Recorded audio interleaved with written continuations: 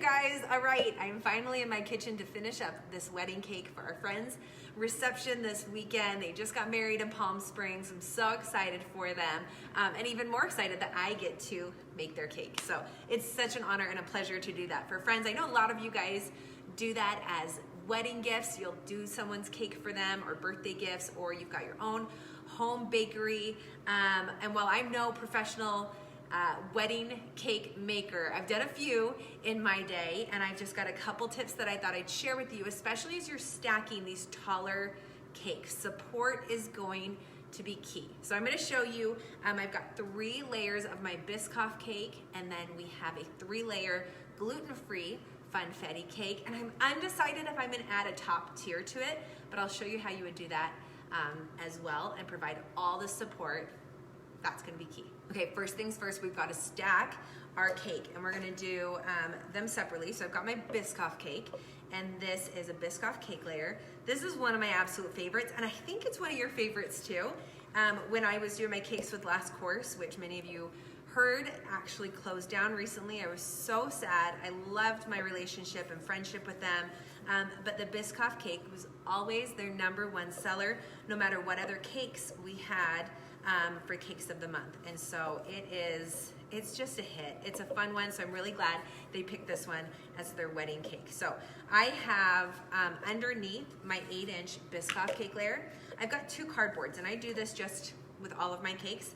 One is 10 inches. I have that one there just so I have something to hold on to as I take the cake in and out of the freezer. And then there's a board that's the same size of my cake. That's an 8-inch cake board.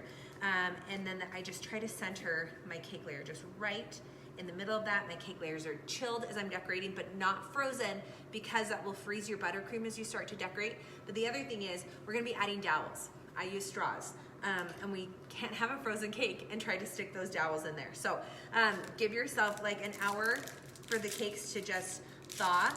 And I've got my Biscoff cookies that we're adding to this one.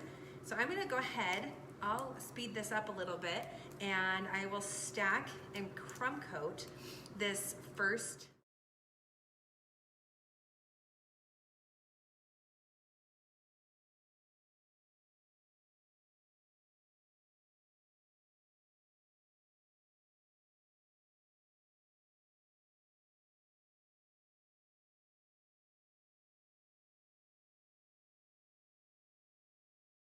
All right, so that's all stacked and crumb coated. This is my first cake. The next thing we need to do before we put any more layers on it is I'm gonna put dowels in. So we're gonna support the next portion. So if you've ever made like a really tall cake and you're starting to see bulging as it starts to thaw, it's because of all that weight is pushing down the buttercream's getting too soft. So we wanna support that top layer so it's not pushing down on these bottom layers. So I like these straws. They're actually a little bit bigger. They're milkshake straws. And I like using straws because they don't take up like a lot. Some of the dowels you can get at a craft store are really big, but these are easy to insert into the cake and take out and trim them. So because I've got another 8-inch cake going on top of this, we want to support it. Like I'll put a dowel in the middle, and then I want some on the outside to support the edge of the cake. If I'm going to put a 6-inch layer on top of this, if we've got another tier that's 6 inches, then we're going to do it within the space of the 6-inch cake round and just support that area. So let's go ahead, and I'm going to put my first one in, and we'll just get our space. So what I do is like, okay, that's touching the bottom board. I'm going to lift it up just a little bit, trim off the top, and then we'll push it back down into place. And then that should hit just the very top. The thing you could do after that, rather than checking all of them, is just hold up your straws and go ahead and cut them so that they all line up. All right, now these ones will go closer to the edge.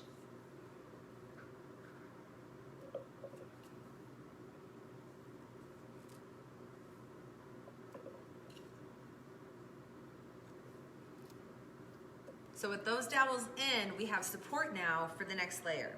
So some people like to use a smaller, like even thinner piece of cardboard to separate. You can certainly just use the actual cardboard like I have underneath here.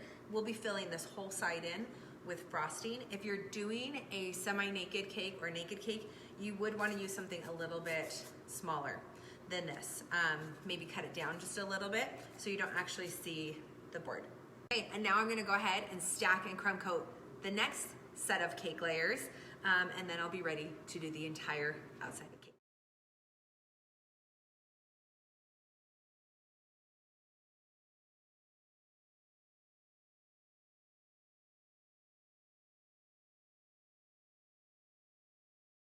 All right, second cake is crumb coated and stacked on here. Now, if you're gonna be adding any other tiers to the cake, we need to support every tier. So I'm gonna use my straws again, but I'm coming in a little bit closer to the center of the cake because I wanna make sure that they are supporting the next layer.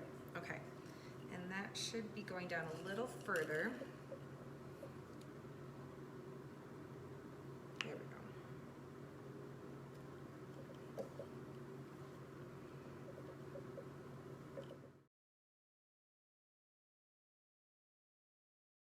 All right, 4 more dowels in to support a smaller layer. This is gonna go in the freezer for 10 minutes, set my crumb coat, and then I'm going to frost this entire cake. And then we'll do a smaller one to go on top. Before I crumb coat my 6-inch layer, I just wanna show you on this one, I poked the hole out from the 6-inch board because when this goes on that top layer, I'm gonna have another dowel that's a little bit taller to secure this layer, so it's not gonna fall in transport. So don't forget that part. We'll put 1 more dowel in the center of that top layer to support and to stabilize our 6-inch layer.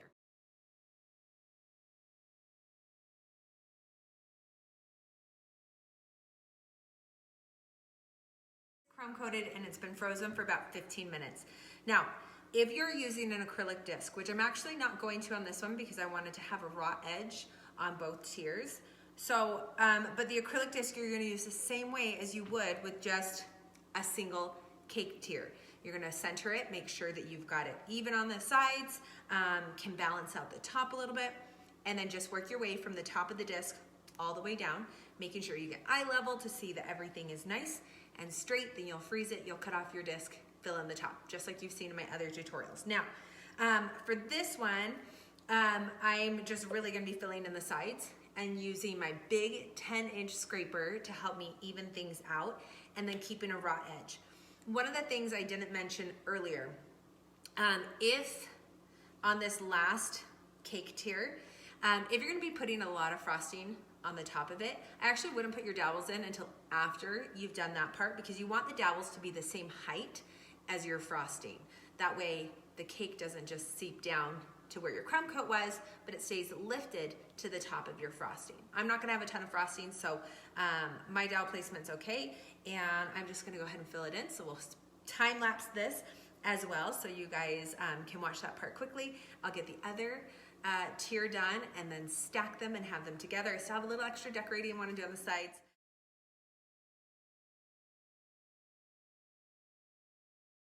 Cake is frosted. We have the dowel here that is in the top layer. So this is going down to that cake disc, the cardboard that we have between the layers. And I'm gonna put our next cake layer on. Now remember, our 6-inch board has the hole and it's just gonna go right on top. So I measured or checked where my dowel was going based on this one. So now it's time to take this cake, which if I'm ever moving a cake like this, we always want to make sure we're doing it while it's chilled. And then we're gonna adjust that. There we go. It's all level and everything. You won't have any gaps, but you can always go back and kind of touch up too while the cake is chilled. But went on pretty well. Just make sure this one's not frozen.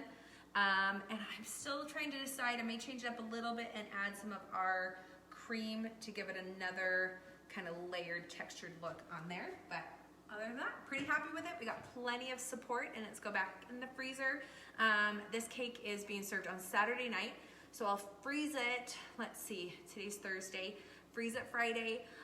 On Friday night, I'll put it in the fridge, and then on Saturday, we'll mid-morning, put it at room temperature and ready to serve it on Saturday night. Can't wait. Hope that was really helpful, you guys. Let me know if you have any questions But thanks for following along today.